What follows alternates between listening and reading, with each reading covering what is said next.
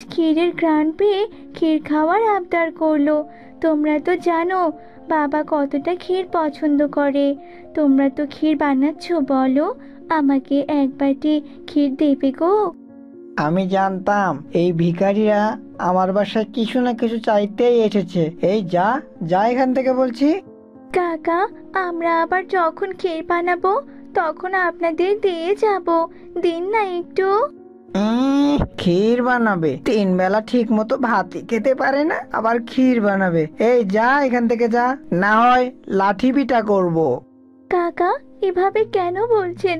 কাকি, দেখো না কাকা কিভাবে কথা বলছে আমার সাথে। কি ভুল বলছে রে? গ্রান কি পেলি অমনি ছুটে আসলি? যা, যা বলছি, ভালোই ভালো চলে যা বলছি। মেঘার আর কিছুই করার নেই। ওদের অমন কথা শুনে মেঘা মন খারাপ করে বনের দিকে হাঁটতে থাকে।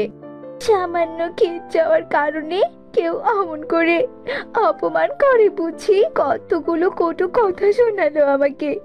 আমার বুঝি মন খারাপ হয় না? তখনই মেঘার সাথে রাস্তায় এক বৃদ্ধার দেখা হয়। ও মেয়ে, তোমার মন খারাপ কেন? কি হয়েছে তোমার?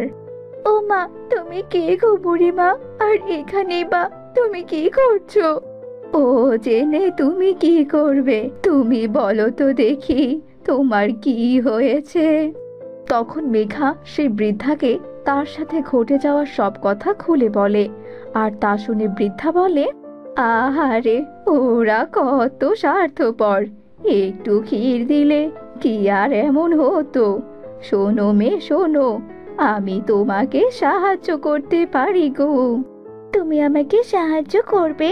কিন্তু বুড়িমা, কি করে? অমনি বৃদ্ধা জাদু করে সুন্দর একটা মাটির হাঁড়ি প্রকট করে আর সেটা মেঘার হাতে দেয়। ও মা, বুড়িমা, তুমি তো দেখছি জাদুও জানো। আমি তো বিশ্বাসই করতে পারছি না। আমি আরো অনেক জাদু জানি। এই হাঁড়িটা হলো জাদুই হাঁড়ি। এই হাঁড়ি থেকে তোমার যত ইচ্ছা ক্ষীর খেতে পারবে। যখন ক্ষীর খেতে ইচ্ছে করবে তখন হাঁড়িকে বলবে, রঙিন হাঁড়ি, রঙিন হাঁড়ি, ক্ষীর দাও হাঁড়ি ভরি। আবার ক্ষীর খাওয়া শেষ হলে বলবে, রঙিন হাঁড়ি, রঙিন হাঁড়ি, থামো এবার তুমি, থামো থামো রঙিন হাঁড়ি। বলা শেষ হতে না হতেই বৃদ্ধা সেখান থেকে অদৃশ্য হয়ে যায়। মেঘা হাঁড়িটা নিয়ে খুশি মনে বাড়িতে চলে যায়। ততক্ষণে নীলুও বাড়ি ফিরে আসে। কিরে মেঘা, তুই হাঁড়ি কোথায় পেলি? আর জ্বালানি কাঠ কোথায় পেলি? আরে আরে দাঁড়াও দিদি, বলছি বলছি, তোমাকে সব কথা বলছি। কি বলছিস তুই? সত্যি কি এটা জাদুই হাঁড়ি? চল তো আমরা একবার পরীক্ষা করে দেখি। ঠিক আছে দিদি, একবার পরীক্ষা করি।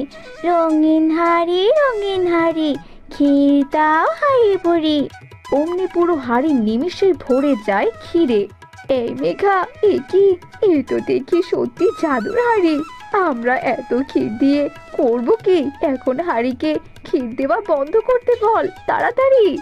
রঙিন হাঁড়ি, রঙিন হাঁড়ি, থামো তুমি এবার, থামো থামো থামো রঙিন হাঁড়ি। দেখো দিদি, হাঁড়ি থেমে গেছে। আর কত সুন্দর ঘ্রাণ বেরোচ্ছে। আগে বাবাকে খেতে দেই, চলো চলো। নীলু আর মেঘা ক্ষীর নিয়ে তাদের বাবাকে খেতে দেয়। তাদের বাবা ক্ষীর দেখে খুশি হয়ে যায় আর মন ভরে খেতে থাকে। আহা, কতদিন পর ক্ষীর খেলাম, আর কত মজা। বাবাকে খুশি দেখে দুই বোনও খুব খুশি হয়ে যায় আর তারাও ক্ষীর খায়। এত ক্ষীর খাওয়ার পরেও সে হাড়ির ক্ষীর শেষ হয় না। কি রে মেঘা, এখনো তো অনেক ক্ষীর বেঁচে গেছে। এগুলো কি করব? এভাবে রাখলে তো নষ্ট হয়ে যাবে রে। দিদি, আমার মাথায় একটা বুদ্ধি এসেছে। কি বুদ্ধি রে?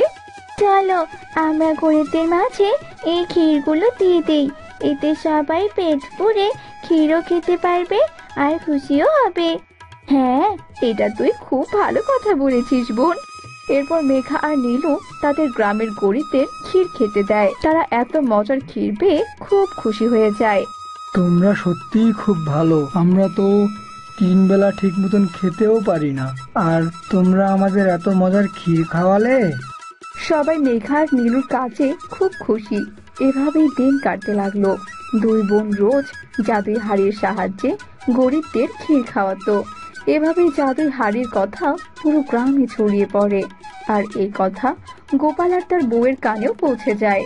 কি গো, শুনছো? ওই ভিখারিদের ঘরে নাকি জাদুর হাড়ি আছে।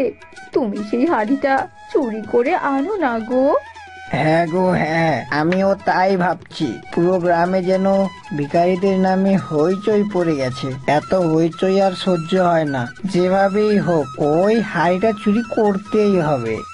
এরপর গোপাল রাতে চুপি চুপি গিয়ে দেখে দুই বোন মন্ত্র পড়ে ক্ষীর নিচ্ছে সেই হাড়ি থেকে। সবাই যখন ঘুমিয়ে পড়ে তখন গোপাল লুকিয়ে মেঘাদের সেই জাদুই হাড়ি চুরি করে তার বাড়িতে নিয়ে যায়। গিন্নি, দেখো দেখো, আমি হাড়ি নিয়ে এসেছি। কই দেখি দেখি। ও মা, তুমি তো সত্যি নিয়ে এসেছো। চলো চলো, এবার ক্ষীর বের করে দেখি। হ্যাঁ হ্যাঁ, চলো। রঙিন হাড়ি রঙিন হাড়ি, ক্ষীর দাও হাড়ি ভরি। তখনই হাড়ি ভর্তি ক্ষীর চলে আসে।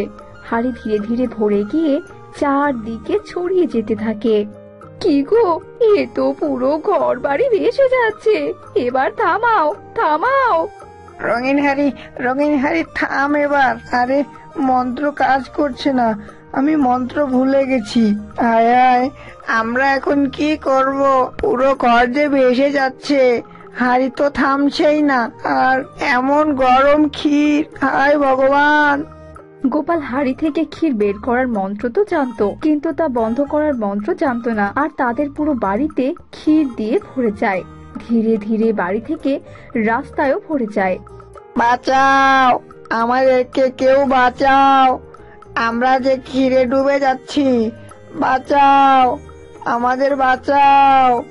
তাদের এমন চিৎকার শুনে মেঘা আর নীলু সহ গ্রামের সকলেই বেরিয়ে আসে। একে এ তো ক্ষীরের বন্যা হয়ে গেছে। হায় হায়, রঙিন হাড়ি, থামো তুমি, থামো থামো থামো রঙিন হাড়ি। হাড়ি তখনই ক্ষীর দেওয়া বন্ধ করে দেয়।